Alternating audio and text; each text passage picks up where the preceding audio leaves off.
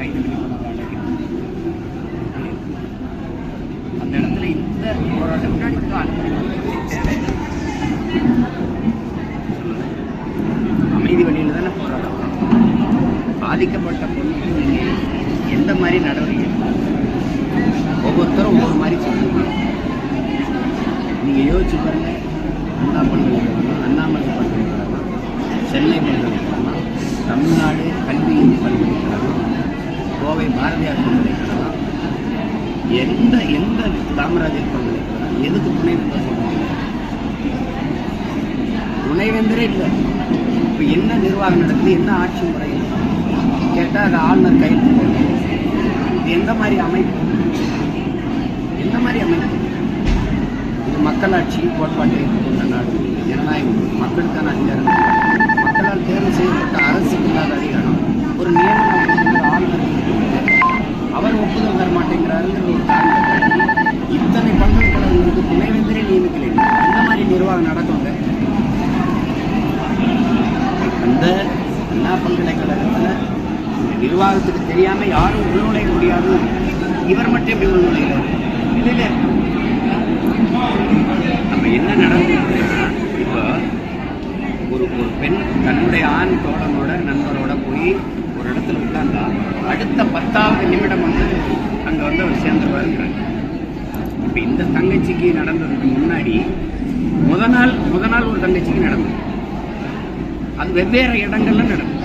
அந்த இடத்துல போய் உட்கார்ந்த உடனே 10வது நிமிடத்தில் இவர் வர்றாரு அப்படின்னா யார் அவருக்கு தகவல் கொடுக்குறது? அப்போ கண்காணிப்பு கருவியை பார்த்துக்கிட்டு ஒருவர் இவர் தகவல் கொடுக்குறாரு. அப்போ இவர் அவங்க 2 பேரும் பேசிக்கிட்டு தனிப்பட்ட முறையில் இருக்கிறத படமாக எடுத்து காணொலியாக எடுத்து வச்சு மிரட்டுறார். அப்போ அவர் சொல்கிற வேலையை செய்து பணிய வைக்கிறார். இந்த வேலை எவ்வளோ நாளாக நடக்குது? இது ஒரு பெரிய வலை பின்னலாக இருக்குது. முதல்ல 2 பேர் இருந்தீங்க, அப்புறம் ஒருத்தர் மட்டும் எப்படி துணிந்து இந்த வேலையை செய்கிறார்? அவங்க சொல்கிறாங்க அவர் ஏரோப்ளைன் மோடில் போட்டார், ஃப்ளைட் மோடில் போட்டார். அது எப்படி உங்களுக்கு தெரிய வந்தது? அவரே சொன்னார். ஆனால் அவர் அழைச்சி அந்த தங்கச்சி கொடுத்தாங்கல்ல, அந்த சாருக்கு நீ அட்ஜஸ்ட் பண்ண வேண்டியது இருக்கும், அந்த சாருக்கு நீ ஒத்துழைக்க வேண்டியது இருக்கும் அப்படின்னா அந்த சாருக்கு எப்படி பேசுனாங்க? அந்த சார் யார்? எவ்வளவு கேள்வி கேட்டு எடுத்து பாருங்க. சும்மா கையிலையும் காலையும் கட்டு போட்டு சும்மா உட்கார வச்சுருக்கீங்க. அவர் கால் கை உடச்சி உட்கார வச்ச மாதிரியா இருக்குது? அப்படித்தானே? கை காலில் நாங்கள்லாம் அடிபட்டவங்களும் இல்லையா? அந்த வழியை அனுபவிச்சவங்களும் இல்லையா? இதை எதுக்கு இவ்வளவு தூரம் திசை திருப்பீங்க? நீதிமன்றம் இந்த காவல்துறை இப்படி அணுகியிருக்கணும், இப்படி தவறு நடக்கணும் கண்டித்து சொல்லும்போது படக்குன்னு நீங்கள் எல்லா காவல்துறை அதிகாரிகளுக்கும் பதவி உயர்வு கொடுக்குறீங்க, பணி நியமனம் செய்கிறீங்க, பணியிடம் மாற்றீங்க. இந்த செய்தியை தரப்பு ஏன் ஒரு வாரம் விட்டு அறிவிச்சாரு? சரி,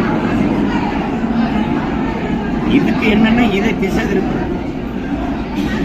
அவர் அண்ணாமலை தன்னுடைய கோபத்தை வெளிப்படுத்துறது அவர் சாட்டையில் அடிச்சுக்கிட்டாரு. செயலை நீங்கள் ஏற்றுக்கிறீங்க, எதிர்த்துக்கிறீங்க, அதை விமர்சிங்க, அது வேறு. அவர் கோப நியாயம் பண்ணாங்க. உடனே அங்கே திருப்பி எல்லாரும் அவரை கேள்வி பண்ண போயிட்டு இந்த பிரச்சனையே பேசாம அவரை கேள்வி பண்ணுறதுக்கு போயிட்டு எதுக்கு இன்னும் அந்த இடத்துல ஆர்ப்பாட்டத்தில் இன்னும் தங்கச்சி பேச எதுக்கு பேசலாம்? இதே எதிர்கட்சி தலைவராக இருக்கும்போது ஐயா ஸ்டாலின் 13 வயது பெண்ணை ஒரு குழந்தைய பாலியல் வன்கொடுமைக்கு ஆளாக்கிட்டாங்கன்னு எவ்வளோ கடுமையாக கண்டிச்சு பேசுகிறாங்க. பொள்ளாச்சி பாலியல் வன்கொடுமையில் கூட்டு பாலியல் கொடுமை அந்த தங்கச்சியில் கதறி அழுத காணொலி வரும்போது எல்லாரும் இதை அப்போ எதிர்கட்சி தலைவராக இருக்கும்போது நீங்கள் கொடுத்த வாக்குறுதி என்ன? நான் உடனடியாக நடவடிக்கை எடுப்பேன். எடுத்தீங்களா? எந்த இடத்துல நீங்கள் இயங்கி இருக்கிறீங்க? தங்கச்சி ஸ்ரீமதி அது கொலையா தற்கொலையா? அவ்வளோதான். அங்கே ஒரு கமிஷனை போடுவீங்க, ஒரு குழுவை போடுவீங்க, அங்கே சிபிஐ விசாரணைப்பீங்க, அந்த விசாரணைப்பீங்க, எல்லாம் அப்படியே கிடப்பில் போட்டு இதையும் திருப்பி விட்டு வேற பிரச்சனை எங்களுக்குள்ள திணிச்சு நாங்கள் அந்த பக்கம் போன பிறகு இதை அப்படியே மறக்கடிச்சுட்டு போகிறது தான். கேட்டால் பெண்ணிய உரிமைங்கிறீங்க, பெண்களுக்கான முழு பாதுகாப்பு எங்கள் ஆட்சியில் தான் இருக்கிறீங்க.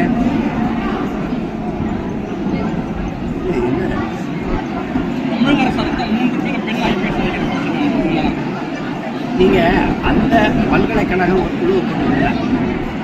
அந்த பல்கலைக்கழகத்தில் வேலை பார்க்குற ஆசிரியர் பெருமக்களே இருக்கிறாங்க, பேராசிரியர்களே இருக்கிறாங்க.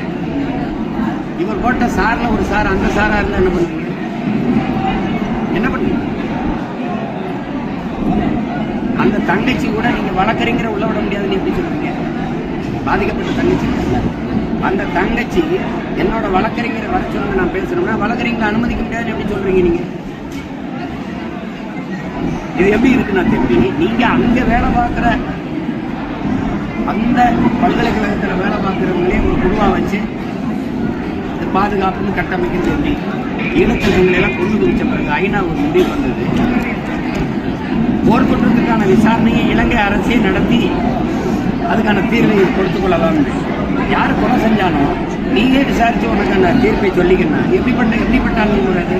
அதே தான் இது, அதே தான்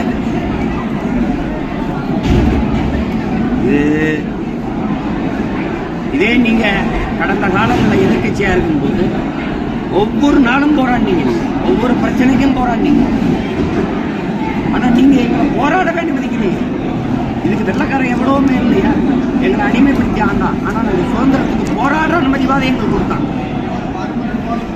இது விடுதலை பெற்ற நாடுங்கிறீங்க, ஜனநாயக நாடுங்கிறீங்க. ஒரு பிரச்சனையை உருவாக்குறீங்க, பிரச்சனை நிகழ்ந்ததுன்னா அந்த பிரச்சனைக்கு தீர்வு வேணும். போராட கூட அனுமதிக்க மாட்டேங்கிறீங்க, போராட இடமும் கூட தர மாட்டேங்கிறீங்க. அப்படின்னா எவ்வளவு பெரிய கொடுங்கொன்மை ஆட்சி நடக்குது.